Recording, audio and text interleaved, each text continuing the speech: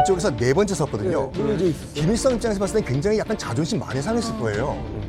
김일성도 못 이룬 저거 바로 옆에 쓰는 거를 이번에 손자인 김정은이 섰다 이거죠 이게. 그 아까 영상 이렇게 보면 약간 이렇게 홍졸뛰고 흥분해 있어요. 약간. 그러니까 내가 긴장되는. 할아버지도 못한 자리에 와 있다.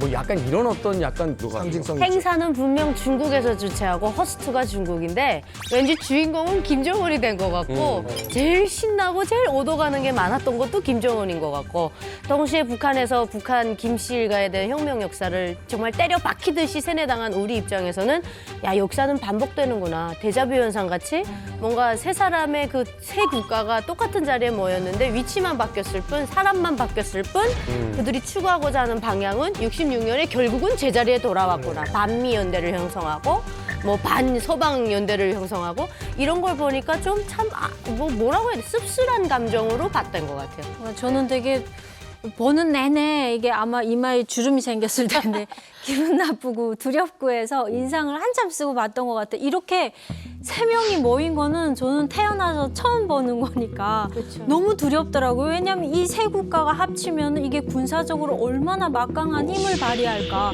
이 세 사람이 뭉쳐서 자유민주주의에 대한 어떤 음모를 꾸미면 우리는 어떻게 해야 될까 싶어서 엄청 두렵게 봤었어요, 저는. 역사 속으로 들어가려고 하는 인물이에요.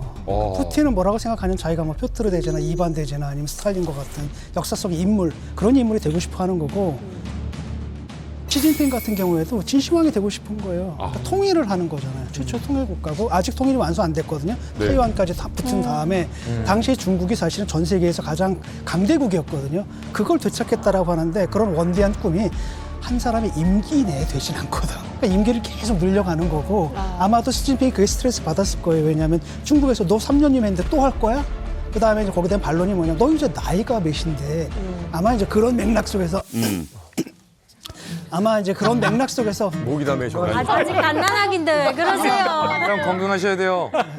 담배를 많이 펴가지고 아마도 그런 맥락 속에서 이런 스몰 토크가 나왔던 것 같아요. 그러니까 서로 마음이 맞는 거죠. 왜냐하면 우리 임기 내에는 사실 이거 못 이루거든. 그럼 임기가 영원해야 되는 거고, 그럼 오래 살아야 되는 거거든. 그렇죠.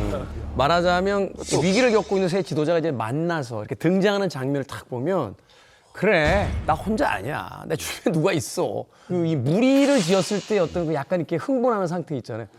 영화 왜 그 관상 보면 휴양대군이 처음 등장할 때 이정재. 저는 이 장면 보면서 그 영화 한 장면이 떠오르더라고요. 맞아요, 있어요. 옆 사람들. 옆 사람들. 이 음악이에요. 이때 수양대군이죠. 맞아. 등장하는 거예요? 예. 수양대군이 나올라나? 왕이 될 강인가?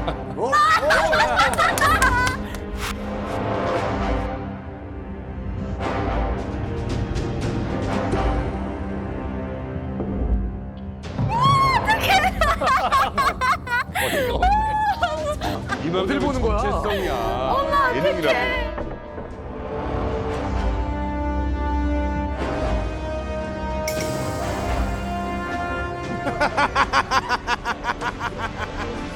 얘가 리만 감독님들 이 짭정이 모습이 아주 그냥 넋이나 같구만 게.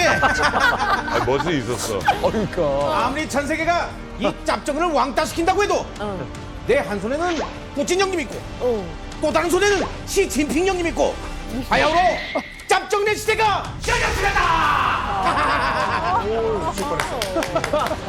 아니 또 이번 열병식에 좀 눈에 띄는 게 있는데 김정은이 그 즐겨 입던 인민복을 벗어던지고 양복에다가 넥타이를 메고 왔더라고요. 그러네. 맞아요. 짭정은 씨도 지금 양복에 넥타이인데 지금 웬일이에요? 대동무 이번 전승전에서 우리 시진핑 형님께서 회색 인민복을 입지 않았습니까? 아무래도 이 드레스 코드가 겹치기 때문에 이 짭정이가 양보를 한 겁니다. 그래서 저는 이렇게 수트핏으로 다 이렇게 수트핏.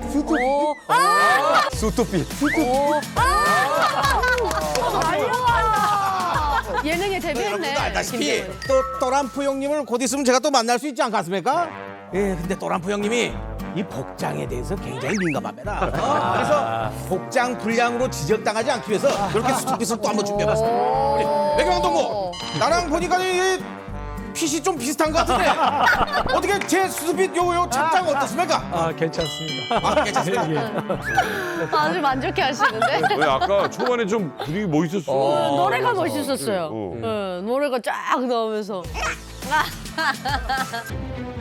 人类又面临和平还是战争，对话还是对抗，共赢还是零和的抉择。 사실 이런 메시지를 낼 때는 대부분 이제 평화라는 단어에 방점이 찍히는데 이게 사실은 ICBM과 핵탄두가 등장을 하면서 이 연설을 했을 때는 욱박이라든지 그런 어떤 강권 같은 그런 느낌이 들기도 하고요. 저는 굉장히 어떤 의심장한 메시지가 아닌가 또 생각이 들거든요. 이 시진핑 주석이 이렇게 얘기했거든 정확히. 오늘날의 인류는 다시금 평화냐 전쟁이냐 대화냐 대립이냐 공동 번영이냐 제로섬 대결이냐의 중대한 선택 앞에 서 있다라는 굉장히 좀 일반론적인 발언을 한 거예요. 그러면서 우리 인류는 평화를 선택해야 된다라는 말을 하면서 마지막에 이제 평화의 비둘기와 평화를 상징하는 풍성이 쫙 올라갔거든요. 그러니까 80주년 전승절의 주된 메시지가 평화였어요. 생각했던 것보다 굉장히 무난한 메시지였다라고 분석하는 틀이 있고 요 같은 메시지를 전혀 다르게 해석하는 분석도 있습니다. 예전에 조폭들이 탁 연장을 들고 우리 평화롭게 지내자잉? 라고 말하면 이게 과연 평화롭게 지내자는 뜻일까요? 아니면 돈 내놓으라는 걸까요? 메시지와 전반적인 전승절 행사의 이 레파토리는 평화를 향해 가고 있지만 여기서 공개됐던 무기들 우리가 봤지만 미국 그쵸. 본토를 때릴 수 있는 ICBM 미사일과 각종 핵탄두 그다음에 그 옆에는 푸틴과 북한의 김정은. 근데 보세요. 푸틴과 김정은은 이번 러우 전쟁으로 혈맹국가가 됐어요. 그리고 시진핑과 김정은의 정상회담 때 김정은이 얘기했던 단어 뭔지 아세요? 혈맹이에요. 두 혈맹들을 핵보유국 혈맹들을 세우고 착하게 살자이 평화롭게 살자이 라고 얘기하는 대목이 섬뜩하다라고 느끼는 학자들도 있어요. 양가적인 해석이 가능한 거죠. 근데 이게 중국과 뭐 아예 갈라서고 이런 사이가 아니고 또 우리는 미국과의 교류를 계속하고 있는 거고. 자, 이런 중요한 상황에서 뭐 반미연대하는 이 모임에서 어떻게 들으셨어요? 그 연설 내용을? 모든 것이 미국을 향해서 우리도 이런 힘이 있다. 우리도 할 수 있다. 우리가 승리한다. 이런 얘기를 강하게 미국으로 던지고 있다. 그렇기 때문에 지금 미국에서 특히 트럼프 대통령이 안미 경중, 안보는 미국하고 하고 경제는 중국하고 하는 거 하지 마라. 이러지만은 우리 대한민국은 지정학적으로 도랑에 든 소입니다. 미국 풀도 먹어야 살고 중국 풀도 먹어야 사는 거예요. 한쪽 풀만 먹으면 영양실조로 우리가 못 견뎌요. 영양 불균형. 사료도 먹고 풀도 먹어야 되고. 미국도 중국과 경쟁도 하고 알력도 있으면서 장사는 하잖아요. 맞아요. 그러니까 우리 중국에도 물로 팔지 않습니까? 그러면 하잖아요. 경제 협력은 해야 된다. 그러니까 이 외교는 결국 국익이고 줄타기 잘해야죠. 뭐. 어렵다 외교. 아니 그런데 저는 이제 개인적으로 이제 ICBM도 놀라운데 사실 더 놀라웠던 게 있었습니다. 바로 딸 김주혜인데요. 야 아무리 딸 바보라고 해도 이 중국까지 김주혜를 데려갈 줄은 몰랐거든요. 그러게요. 뭐 그동안 현장학습, 체험학습이었다면 이제는 국제무대에 등장을 해요. 이게 세계에서 가장 위험한 12세다라는 외국의 언론들의 표현이 있었습니다. 맞아요.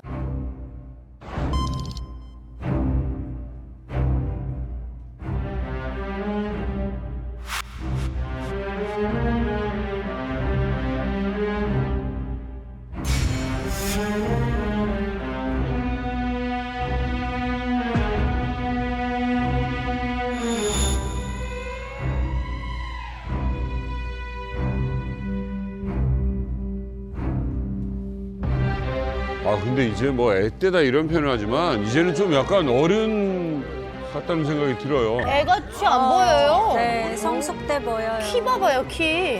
훌쩍 컸어요. 네, 살도 빠지고.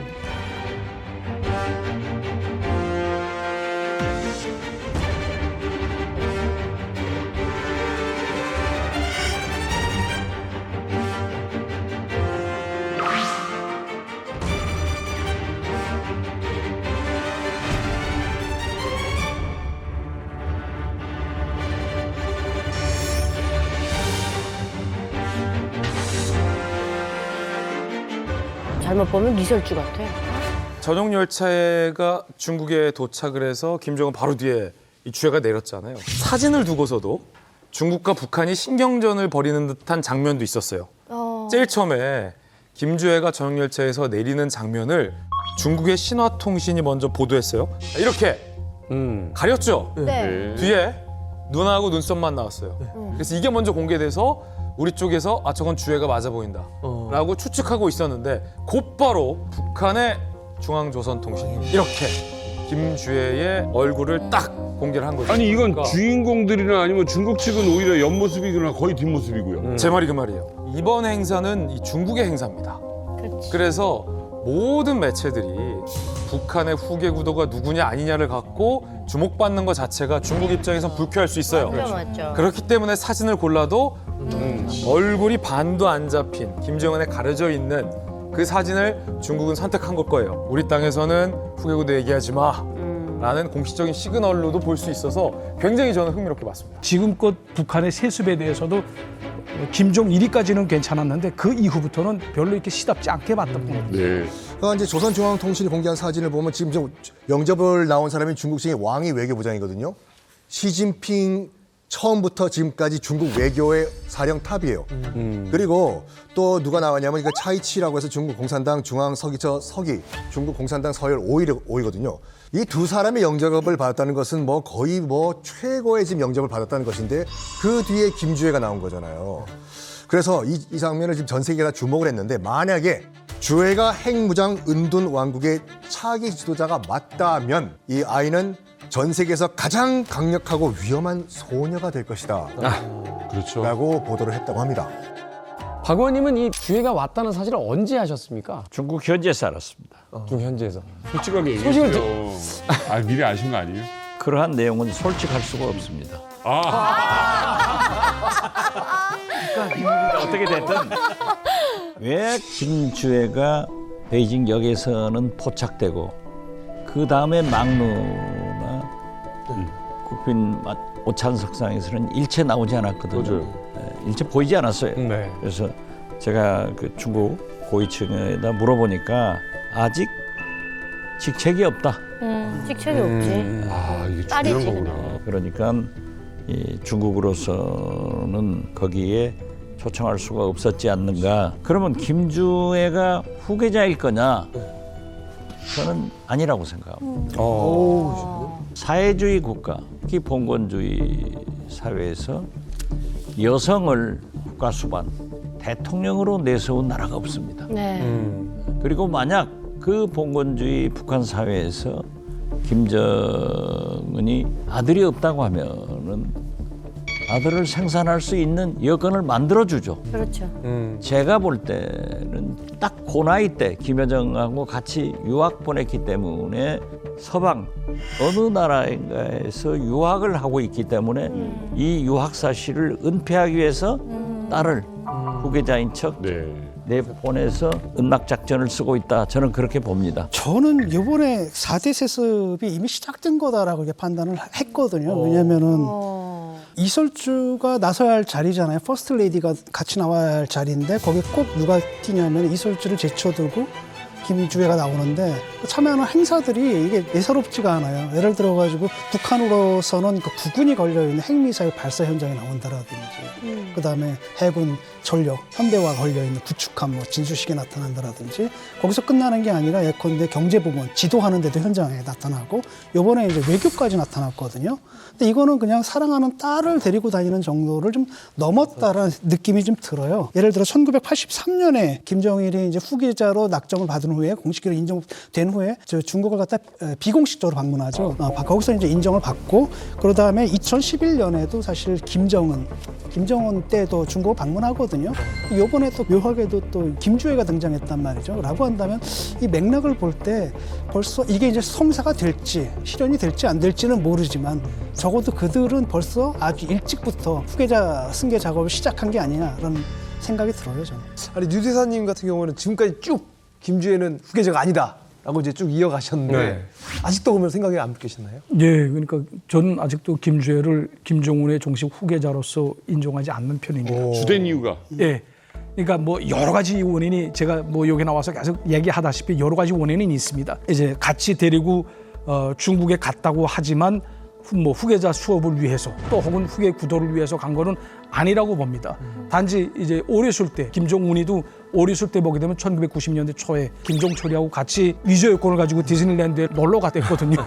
근데 지금 그럴 경황이 못 되지 않습니까? 다 칩으로 돼 있는 여권이기 때문에 뭐 어떻게 위조 여권 가지고도 어디 갈 수가 없거든요. 그러니까 뭐 어리기 때문에 12살 난 어린 애를 아버지로서 딸을 같이 데리고 나와서 자 뭐 베이징에 같이 놀러 갈 수도 있단 말이죠.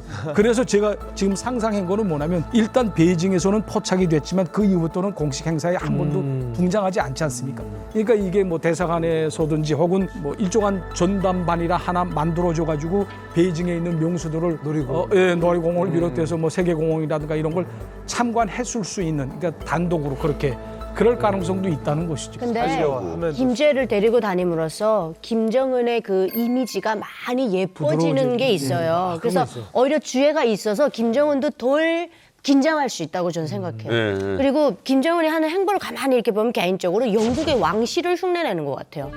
뭔가 가족을 동행하고 이게 얘가 좀 뭔가 이렇게 부드러운 이미지를 만들면서 그래서 주혜를 자꾸 데리고 다니는 것 같아요.